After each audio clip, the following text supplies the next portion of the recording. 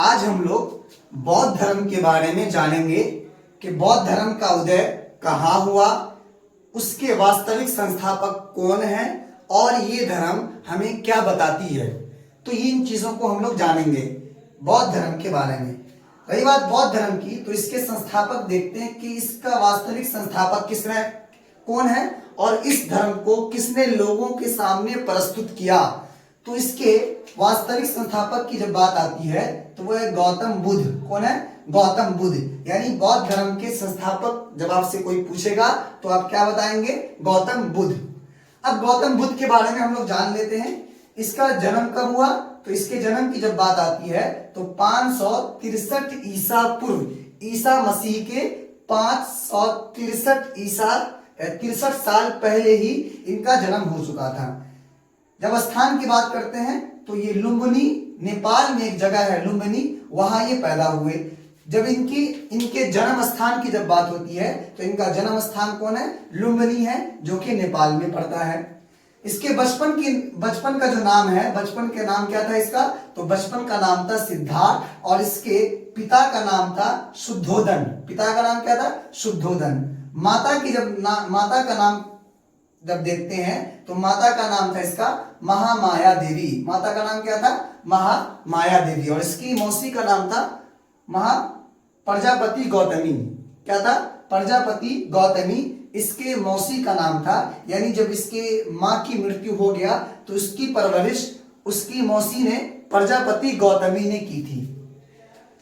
जब ज्ञान की प्राप्ति की बात करते हैं, किसको ज्ञान की प्राप्ति कब हुई? गौतम बुद्ध को ज्ञान की प्राप्ति कब हुई? तो गौतम बुद्ध को 35 वर्ष की आयु में ज्ञान की प्राप्ति हुई। कहाँ हुई? तो बौद्ध गया में हुई। ये आप याद रखिएगा कि गौतम बुद्ध को ज्ञान की जो प्राप्ति हुई थी वो बौद्ध गया में हुई थी। और बौद्ध गया में कहाँ पे हुई थी? तो पीपल वृक्ष के नीचे। किस वृक्ष के नीचे? पीपल वृक्ष के नीचे। इसीलिए बौद्ध धर्म में पीपल वृक्ष की एक अलग मान्यता है। अब हम बात करते हैं कि जब ज्ञान की प्राप्ति हो गई तो इसने प्रथम उपदेश कहाँ दिया? अपना पहला उपदेश कहाँ दिया? तो इसने प्रथम उपदेश सारनाथ मंदिर में दिया था। यह भी आपसे बार बार एग्जाम में पूछा जाता है। जिसे क्या कहा जाता है? धर्म चक्र परिवर्तन कहा जाता है। क्या कहा जाता है? धर्म चक्र परिवर्तन। अगर आपसे कोई पूछे कि इसने धर्म चक्र परिवर्तन कहाँ किया था तो बोलेंगे सारनाथ मंदिर में किया था।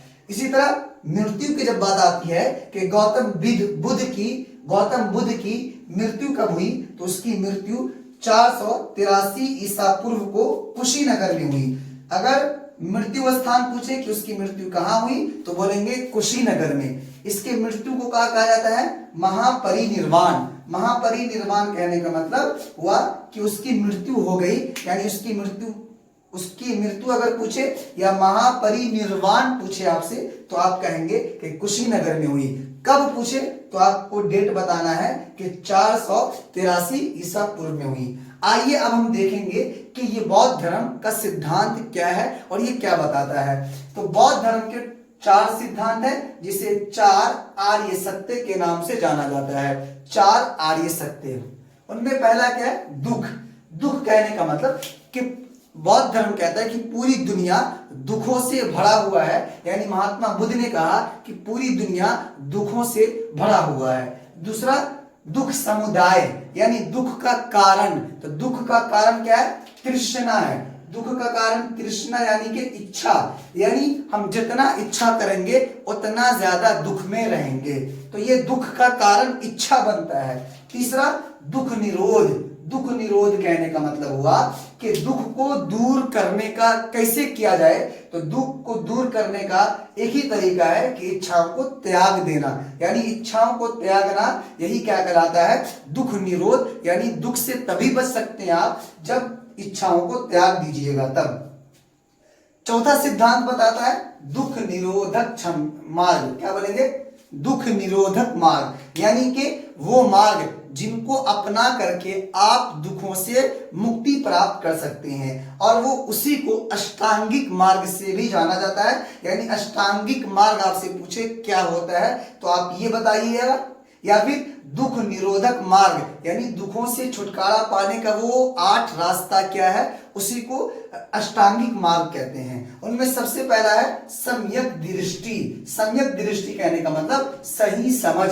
इसी तरीके से दूसरा है सम्यक संकल्प, यानी कि सही समझ, सही सोच। सम्यक संकल्प कहने का मतलब सही सोच। तीसरा है सम्यक वाणी, सही बातचीत, सही बोलचाल। चौथा है सम्यक कर्म, यानी सही काम। पांचवा है सम्यक आजीविका, यानी सही रोजी रोटी। इसी तरीके से सम्यक व्यायाम, यानी सही कोशिश। ये 6 हुआ। उसके बाद 7वां हमारा आता है सम्यक स्मृति। सम्यक स्मृति का मतलब कि सही ध्यान लगाना है आपको। सही ध्यान से ही आप दुखों से मुक्ति प्राप्त कर सकते हैं। और लास्ट और 8वां जो है वो सम्यक समाधि, यानी सही एकाग्रता, शांत रह करके कोई काम करना। तो ये 8 मार्ग है, यानी आप सही समझ रखते हैं, सही सोचते हैं, सही बोलते हैं, सही काम करते हैं, सही रोजी रोटी खाते हैं और सही कोशिश करते हैं और सही ध्यान लगाते हैं और सही एकाग्रता करते हैं या एकाग्रता के साथ रहते हैं, तो आप दुखों से मुक्ति प्राप्त कर लेंगे। इसी 8 रास्ता को बौद्ध धर्म में अष्टांगिक मार्ग के नाम से जाना जाता है। अब हम बात करेंगे बौद्ध संगीति की, कि टोटल बौद्ध संगीति कितना हुआ। तो टोटल 4 बौद्ध संगीति हुआ। बौद्ध संगीति कहने का मतलब कि बौद्ध धर्म को फैलाने के लिए या महात्मा बुद्ध ने जो ज्ञान दिया, जो उपदेश दिया, उनको जमा करने के लिए जो मीटिंग बैठती थी, उसी को ही बौद्ध संगीति कहा गया। तो टोटल 4 बौद्ध संगीति हुआ। आपसे पूछा जाएगा कि प्रथम बौद्ध संगीति किसके शासन काल में हुआ, तो आप कहेंगे प्रथम बौद्ध संगीति अजात शत्रु के शासन काल में हुआ। अगर आपसे पूछा जाए कि प्रथम बौद्ध संगीति कहाँ हुआ, तो अजात शत्रु की राजधानी क्या थी, राजगृह। इसकी राजधानी क्या थी, इसकी राजधानी थी राजगृह। तो आप बताएंगे राजगृह में प्रथम बौद्ध संगीति हुआ। दूसरा किसके शासन काल में हुआ दूसरा बौद्ध संगीति, तो कालाशोक। कालाशोक की राजधानी कहाँ थी, तो कालाशोक की राजधानी थी वैशाली। वैशाली जिला, बिहार का एक वैशाली जिला है, वहां कालाशोक की राजधानी थी। तो वहीं दूसरा बौद्ध संगीति हुआ। तीसरा बौद्ध संगीति अशोक के शासन काल में हुआ। अगर आपसे कोई पूछे कि तीसरा बौद्ध संगीति किसके शासन काल में हुआ, तो आप कहेंगे कालाशोक के शासन, अशोक के शासनकाल में हुआ। और अशोक जब राजा था तो उस वक्त राजधानी क्या थी, तो पाटलिपुत्र थी। तो अशोक की राजधानी क्या थी, पाटलिपुत्र। और चौथा बौद्ध संगीति के बारे में अगर आपसे पूछे तो आप कहेंगे कि कनिष्क के शासनकाल में हुआ। और ये कनिष्क जो है ये कश्मीर का राजा था, यानी कश्मीर में चौथा बौद्ध संगीति हुआ। तो ये आपके बौद्ध धर्म के बारे में कुछ बुनियादी बातें हुई जो आपके कॉम्पिटिटिव एग्जाम को लेकर, या अगर आप कक्षा 12th में है, कक्षा 12वीं में है, तो और आप हिस्ट्री रखे हैं